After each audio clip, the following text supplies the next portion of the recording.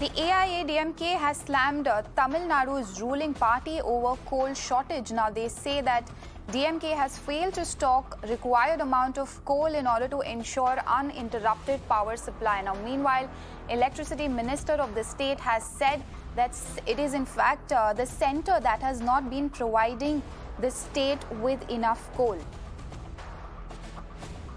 Dharini joins us live on the broadcast for more on this. Dharini, now this, it's an issue that not just Tamil Nadu but even several states are facing the coal shortage, the power cuts. But now this has become political in Tamil Nadu with the AIADMK saying that it's in fact the state government that is not doing enough in order to, look after their residents.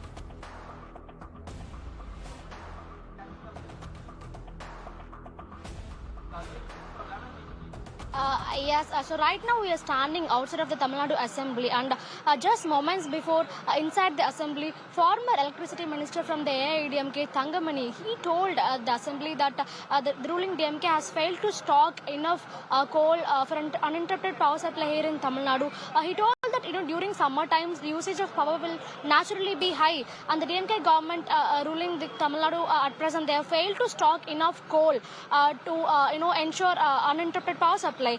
So in reply to this particular comment from Thangamani, now Electricity Minister Sendil Balaji, he told that it has actually been the centre that's not providing enough coal to the state of Tamil Nadu to ensure uninterrupted power supply. The thing is, this issue was already discussed in the Assembly a few days back, and at that time also Minister Sendil Balaji, he claimed that the centre has not been providing enough coal to Tamil Nadu to manufacture a required amount of electricity. So he told that Tamil Nadu approximately needs 72,000 metric ton of coal per day to manufacture the required amount of electricity, and the centre in earlier days it used to provide around 50,000 metric ton of coal to Tamil Nadu. But however, in the recent days he claimed that the centre has only been providing around 35,000 metric tons of coal, and that's not enough to generate electricity for all the households in the state.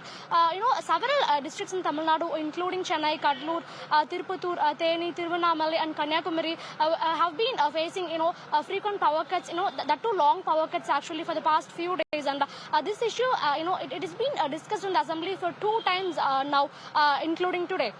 So, Sendil Balaji, he also claimed that it's only the centre that's not providing enough coal to Tamil Nadu to ensure uninterrupted power supply. And he's also told that the state government, in its part, is taking all steps, to ensure the required amount of electricity is being generated. He also told that the government has also taken steps to buy electricity, from private parties.